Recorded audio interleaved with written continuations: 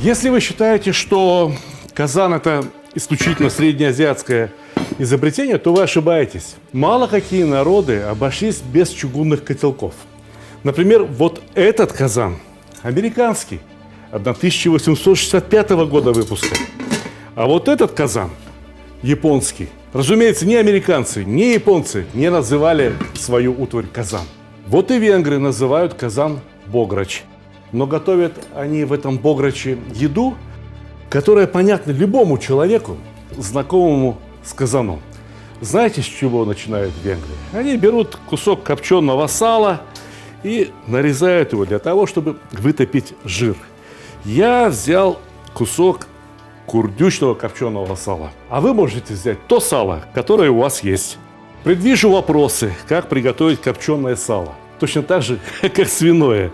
Засолите, а потом закоптите. Либо у нас вот здесь вот есть подсказка, ссылочка на ролик, в котором я показывал, намекал, как можно приготовить копченое курдючное сало. Могу вам сказать, что кто один раз попробует курдючное копченое сало, свиное сало больше есть не будет.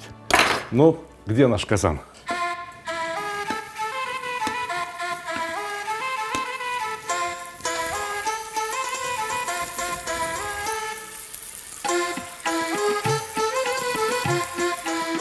Вообще понимаете, что мы сегодня собираемся готовить? Мы сегодня собираемся готовить гуляш. Если бы гуляш готовили в Западной Украине, не знаю, где-то там в Закарпатье, то взяли бы огромное количество самых разных копченых продуктов. В Венгрии обычно обходятся под копченым венгерским салом. Но у нас сало не венгерское, узбекское. Однако я уверен, что если бы самый знаменитый венгерский повар Кароль Гундель когда-нибудь попробовал приготовить гуляш на бараньем копченом сале, я уверен, он бы порекомендовал всем перейти именно на курдючное сало. В соответствии с венгерскими традициями я беру говядину. Хорошую говядину, но отруб особый. Посмотрите, огромный кусок мякоти состоит из довольно жесткого мяса. У меня так называемый кострец. А вот было бы хорошо взять что-то вот чуть-чуть повыше колена. Там, где мясо довольно жилистое. Там, где оно требует долгого приготовления, долгого отваривания, либо тушения. Но именно такое мясо после приготовления становится, на удивление, вкусным.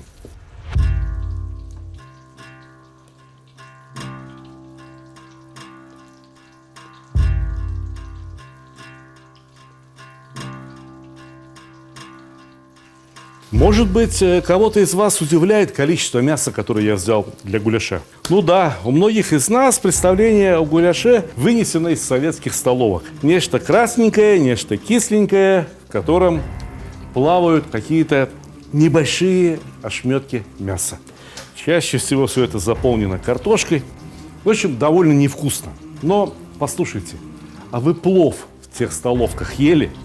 А сами-то его готовить, я надеюсь, научились? У нас на канале сколько угодно пловов. Вот здесь подсказка. Можете выбрать себе любой. Хотите самаркандский, бухарский, ферганский, вечно зеленая классика. Хотите даже азербайджанские и иранские пловы, вы можете найти на нашем канале. Так вот те столовские пловы, разумеется, не имели никакого отношения к плову настоящему. И гуляш, который мы сегодня готовим, я надеюсь, не будет иметь никакого отношения к тем столовским гуляшам, к которым мы, к сожалению, привыкли. Вообще гуляш – это блюдо, которое буквально покорило Европу. И это блюдо вошло во многие европейские кухни совершенно не случайно. Дело в том, что история венгров как народа уникальна. Изначально они жили где-то восточнее Урала, там, где остались их ближайшие родственники по языковой группе ханты и манси. Так вот, ханты и манси ушли жить в тайгу, а венгры ушли кочевать по огромной Евразии.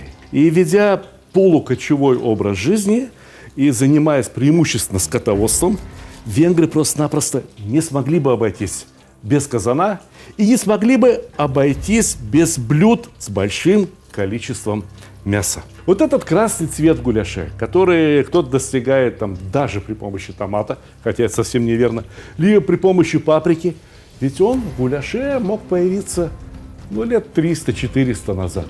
Да, с тех пор, как в Европе появилась паприка, с тех пор, как в Европе появились перцы. А каким был гуляш до путешествия Колумба в Америку? Вы представляете себе? В те времена гуляш готовился только из мяса и только из лука. Мясо и лук тушили вместе, а дальше вы поразитесь. Вот эту заготовку высушивали и брали с собой вот это сушеное мясо с луком, которое оставалось только размочить в горячей воде. И еда готова. Понимаете, потому что не могли предки венгров каждый день резать по корове, либо бычку. У тюркских народов была другая заготовка – каурма. Жареное мясо, залитое жиром, преимущественно баранин. А у венгров вот такая заготовка. Говядина и лук. В принципе, почти что все, что необходимо для нормального, здорового рациона. О луке мы с вами поговорим попозже. А пока пора заняться выжарками.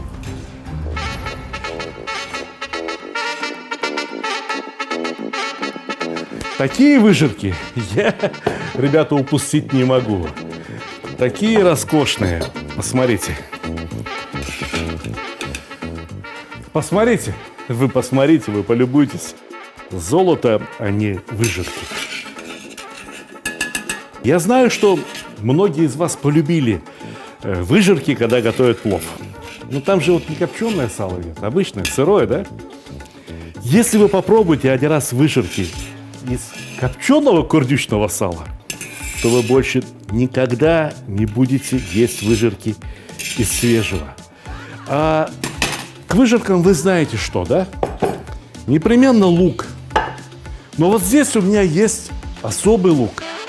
Тот лук, который наверняка и предки венгров больше чем 1000 лет назад употребляли в пищу. И мои предки тоже употребляли именно такой лук в пищу. Сейчас его можно найти только в диком виде где-то возле Самарканда, в Таджикистане. Знатоки его находят. Где попало, не растет. И когда попало, не растет. Поэтому его консервируют, заготавливают. И вкуснее этого лука я еще лук не ел. Поэтому могу сказать, что у нас сейчас вот здесь, на этом блюде, до гуляша еще далеко, очень далеко. Но у нас уже образовался такой шедевр, который мало кто из знаменитых поваров пробовал. Поэтому, ребята, я сейчас убавил огонь под казаном очень сильно и закладываю в казан лук. Пускай жарится, томится. А у нас с вами 10-минутный перерыв. Перекус.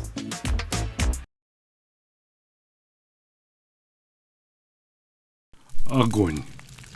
Сковородка. Курица. Очень тепло. Уютно. Очень мило. Так по-домашнему. Но иногда чего-то не хватает. Например, нам не хватает спонсоров. Это соус курицы можно добавить и потом. А о рекламе лучше позаботиться заранее. Приходите, убедитесь, мы умеем снимать вкусную рекламу.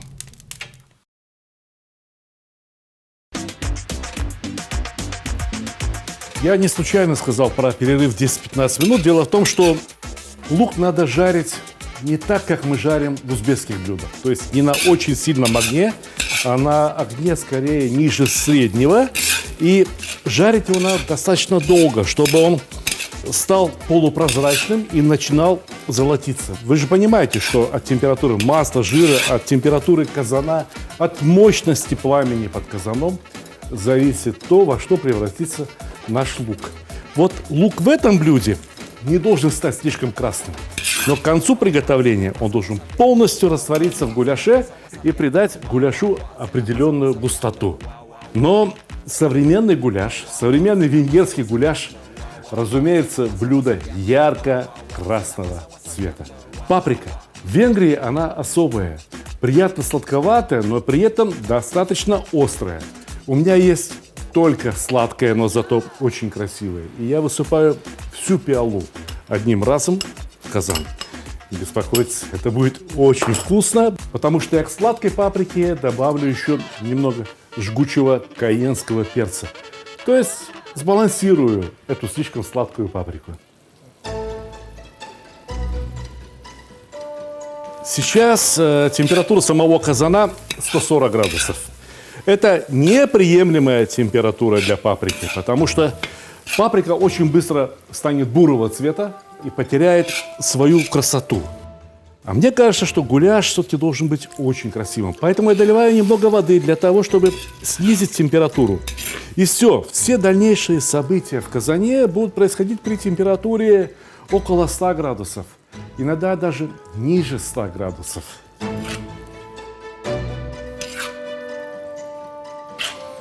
Огромная порция лука была, огромная порция паприки, но и мяса у нас немало. Я беру примерно 3-3,5 килограмма мяса, при этом я готовлю от силы 6-7 порций. Да, гуляш – блюдо очень мясное.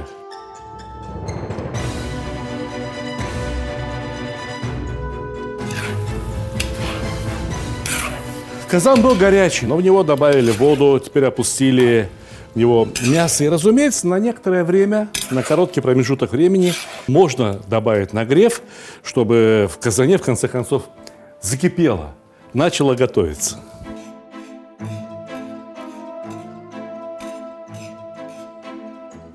Теперь все должно тушиться довольно долго. И воды подливать уже практически не надо. Почему?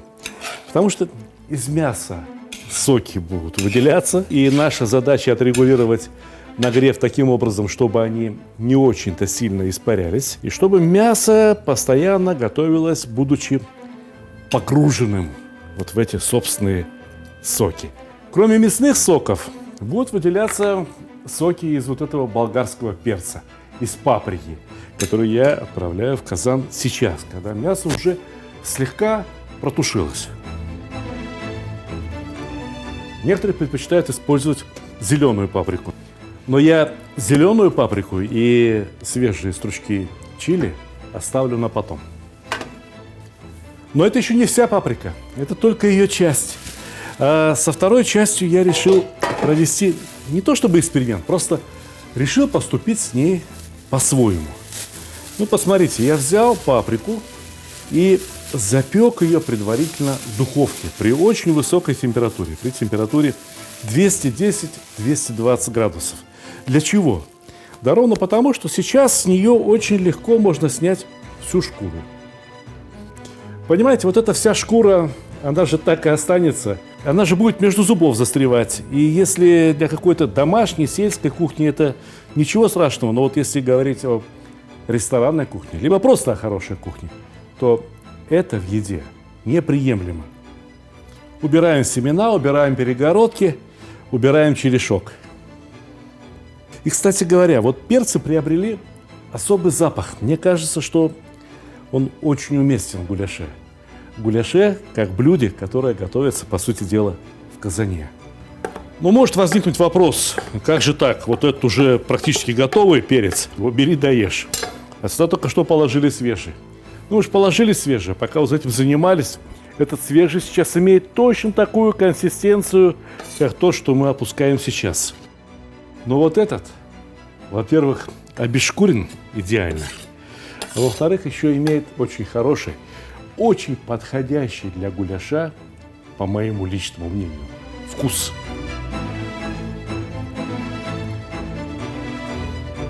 Пока перец лежал в пакете, и здесь выделился какой-то сок от перца. Этот сок тоже очень вкусно пахнет. Он пахнет печеным перцем. Я хочу иметь этот запах в гуляше.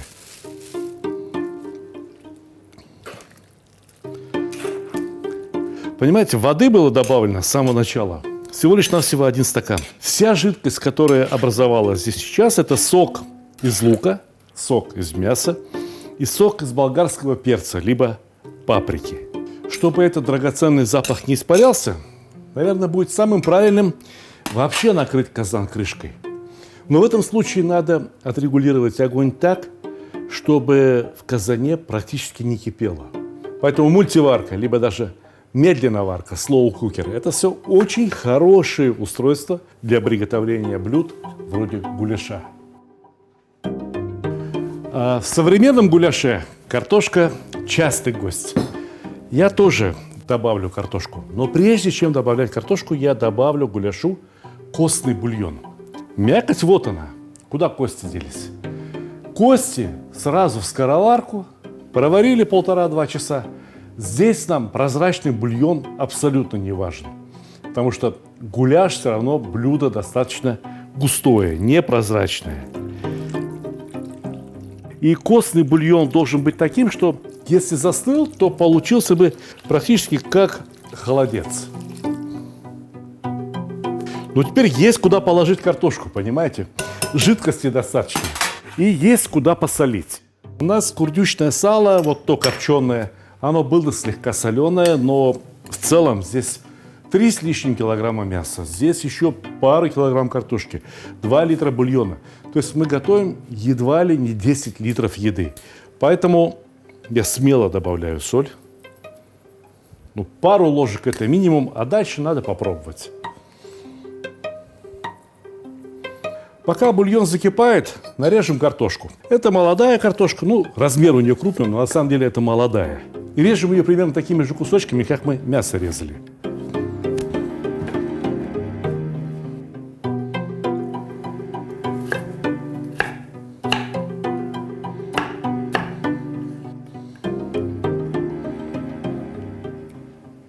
Начинает вскипать, масло отгоним и возьмем именно бульон.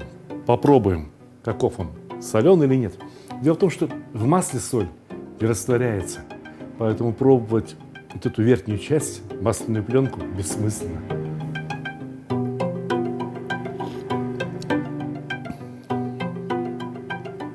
Немного можно добавить. Вот еще половину столовой ложки. Сейчас может быть даже слегка пересолено, потому что сюда отправляется еще 1,5 килограмма картошки.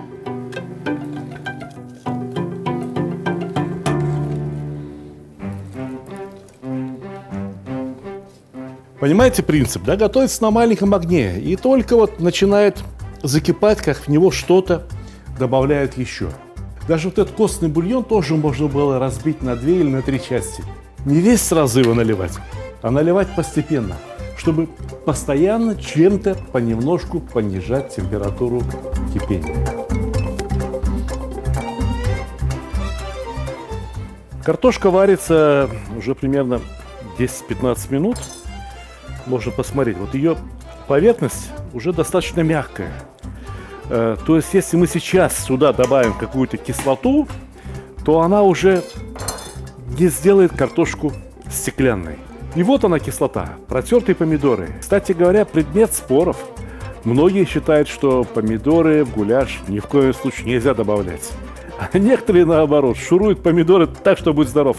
Но у нас здесь всего остального столько, что вот эти полкило 600 грамм помидоров, ну, практически ничего не изменят, кроме вкусового баланса. Ведь все продукты, которые мы положили сюда до этого, имели отчетливый сладковатый привкус.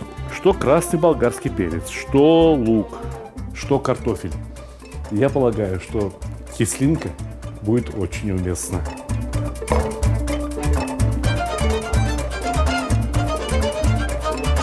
И еще один перец. Зеленый.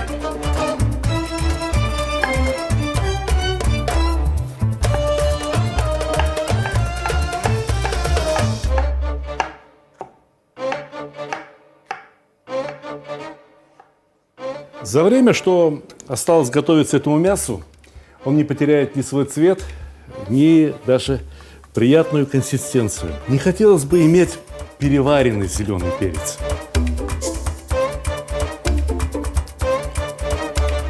Хорошо.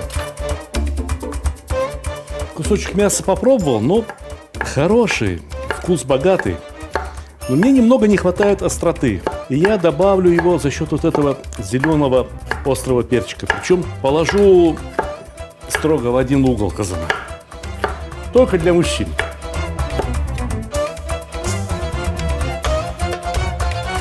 Но есть еще один ингредиент, который многие кулинары считают обязательным в гуляше.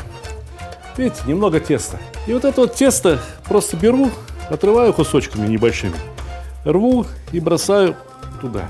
Так называемые чепетки. Можно сказать, практически какие-то микроскопические галушки, бесформенные, но они должны быть здесь в гуляше для того, чтобы придать этому пусть густому, но все же супу некоторую основательность и сытность.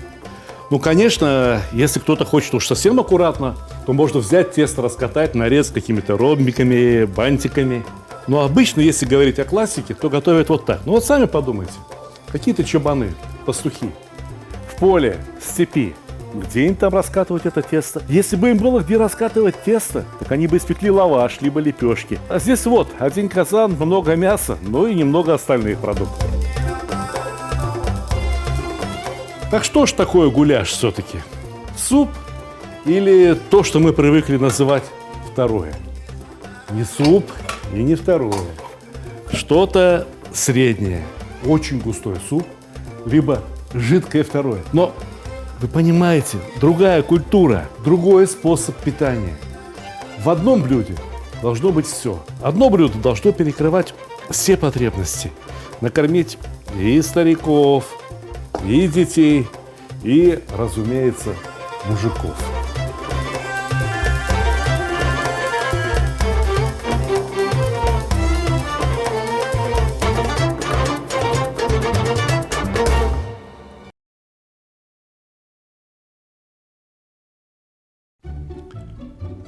Самый лучший подарок – тот, который приносит радость и удовольствие, особенно если речь идет о мужских удовольствиях.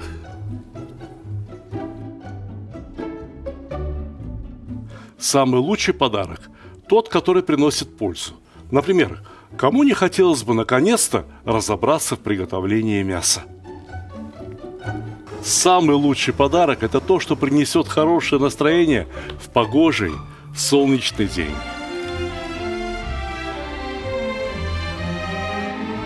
Самый лучший подарок – тот, что способен научить чему-то полезному и вкусному, ведь казан на кухне, как рояль в оркестре. Самый лучший подарок – это расширение кругозора. А вы думали, что плов – это блюдо с единственно верным рецептом? А не пора ли покорить все вершины великого блюда? Самый лучший подарок – тот, что может сделать человека счастливым. Ничто не укрепляет семью так, как вкусное и доброе застолье. Отличный подарок – это книга с новыми рецептами из хорошо знакомых продуктов, к тому же приглашающая в очень вкусное путешествие в мир Востока. Самый лучший подарок, когда все самые любимые и популярные рецепты собраны в одном месте, где текст превращается в видео, а картинки оживают. Полюбуйтесь, какой красавчик. Самый лучший, самый ценный подарок – это дружба между братскими народами. Теперь вы совершенно точно можете сказать, что с татарами вы уже давно пуд соли съели. Моя самая новая и самая любимая книга рассказывает о земле и раскрывает всю душу татар. Эти книги теперь можно купить любым удобным для вас способом. С автографом в моем личном интернет-магазине, либо с быстрой доставкой через Озон, либо с большими скидками и кэшбэком в мегамаркете. Ссылки в описании к ролику, а также в верхнем комментарии. Но подавать его хочется непременно в парадной супнице. А также надо учесть, что вот многие наши повара, рестораторы, и не знаю там кто еще, подают гуляш в глубоких тарелках. Нет. Вот такая миска. Практически наша среднеазиатская, азербайджанская коса. Вот наиболее подходящая посудина для подачи блюда под названием гуляш. Гуль-аш. Слышите меня? Слышите, родненькие? Гуль-аш. Дело в том, что по-узбекски и по-азербайджански, ну, ашер понятно, да? Это обед. Это то, что мы сейчас раскладываем по косам. А гюль? Гюль – это цветочек. А посмотрите на блюдо. Разве не цветочек? Разве не красиво?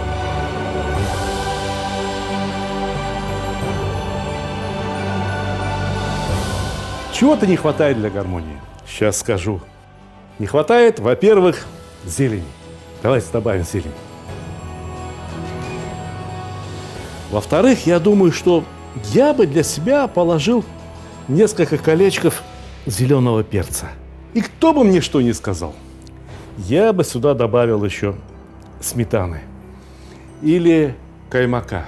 И должен вам признаться, что настоящий полноценный гуляш я начал готовить относительно недавно, после консультации с моим приятелем по имени Сергей Пожар из Львовской области. Передаю ему горячий привет. Но за короткое время я понял, что венгры не просто какой-то родственный нам народ, пусть и дальние родственники, но венгры для нас, для узбеков, для азербайджанцев, для всех, кто родился в Средней Азии, братья, братья по казану.